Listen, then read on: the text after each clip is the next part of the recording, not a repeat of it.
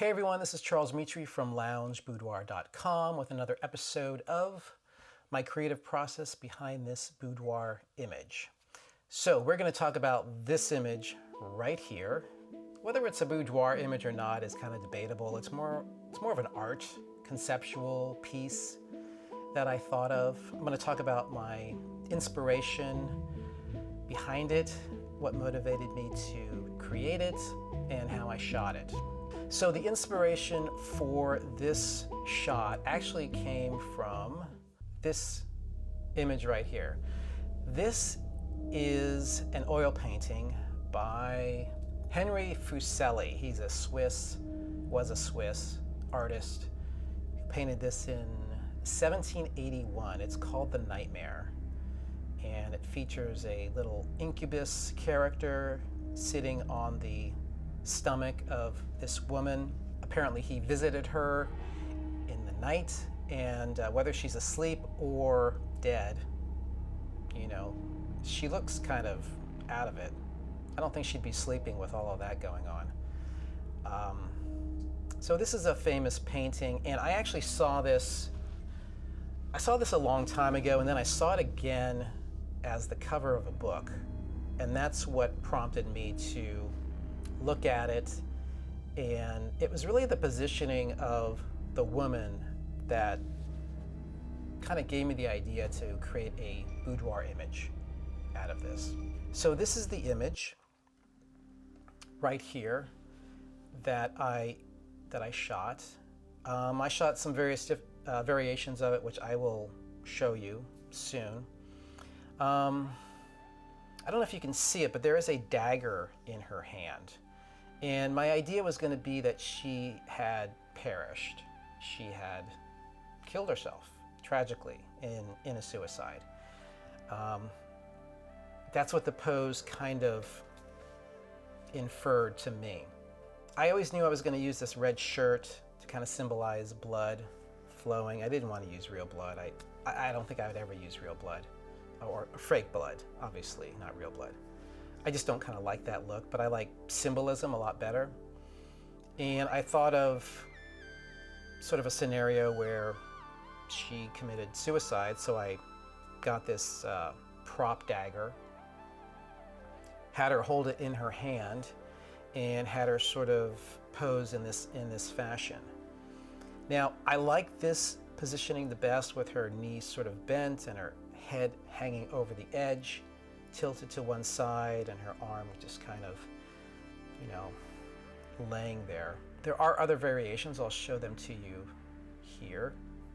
This is a slightly different angle. I didn't like this one as much, with her legs down. Her arm is straight, and I didn't like the angle of the dagger either. I mean, it's okay. It's all right. I did this shot here, which, as you can see, there's a big reflection that the blade is casting onto the floor from my light, which originally I liked. It really draws a lot of focus to the fact that there is a dagger in her hand. But after a while, I kind of liked the way it was in this first image, where there is no reflection, because I kind of like you discovering the dagger as an afterthought. You know, the first thing you see obviously is the woman. She's in an unusual pose, doesn't look like she's very healthy at the moment. And then you kind of discover the dagger. And then you just sort of put two and two together, her hand kind of covering where she just stabbed herself.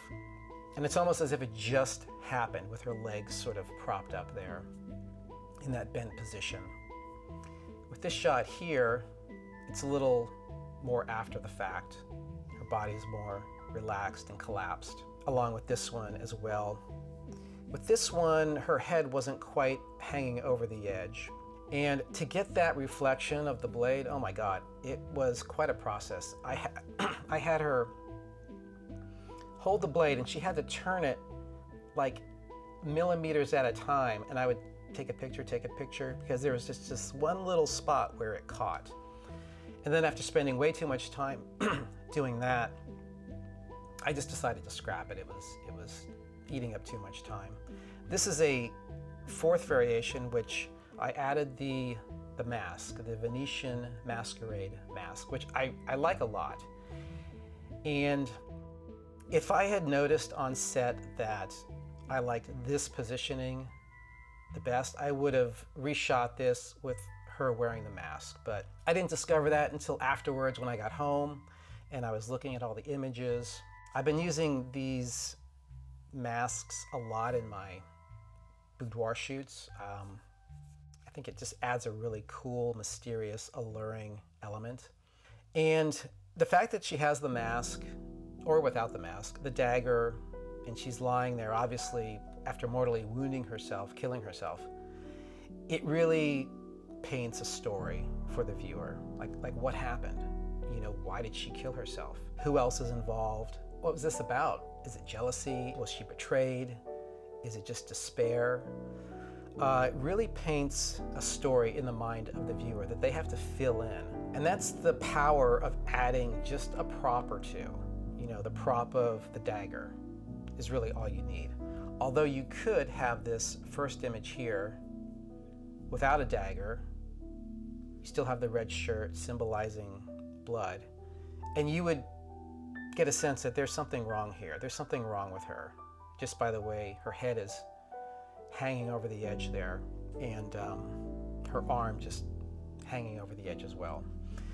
So the way I shot this was, before I go into that, let me talk about this. So it wasn't until I was editing these photos that I added sort of this gradation of light. I hope you can see it. It's kind of subtle.